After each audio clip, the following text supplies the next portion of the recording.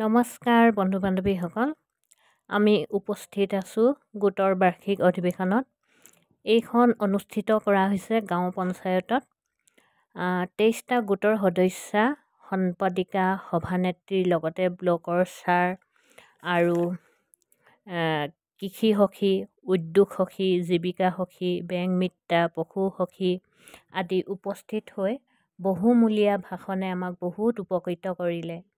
মহিলাসকল অকল ঘৰৰ চাৰিবেৰত আবদ্ধ নহয়, ওলাই আহি নিজে সংস্থাপন এটা কৰি ঘৰ চলাই আছে। এয়া আমাৰ বাবে অনুকৰণীয়।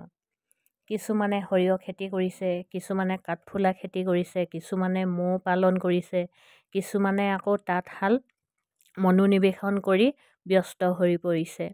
এনে কৰ্মমুখী মহিলাক চৰকাৰে বহুতো সা-সুবিধা প্ৰদান কৰে।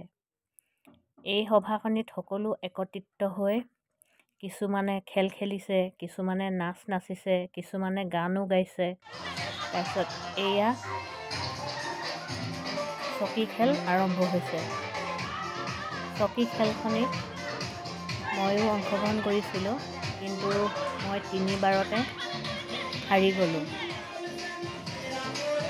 প্ৰতিযোগিতাত হৰা জিকা আছে যিহেতু, সেয়েহে ময়ো এই খেলখনত হাৰিলোঁ। পুৰস্কাৰ পোৱাটো ডাঙৰ কথা নহয়, খেল খেলাটোহে আচলতে ডাঙৰ কথা। এয়া বিহু নাচিছে। আজিৰ দিনটো বহুত উলহ মালহেৰে পালন কৰা হ'ল দিনটো। আৰু এটা কথা গম পালোঁ ছাৰৰ মুখেদি, আমাক যে নতুন বছৰত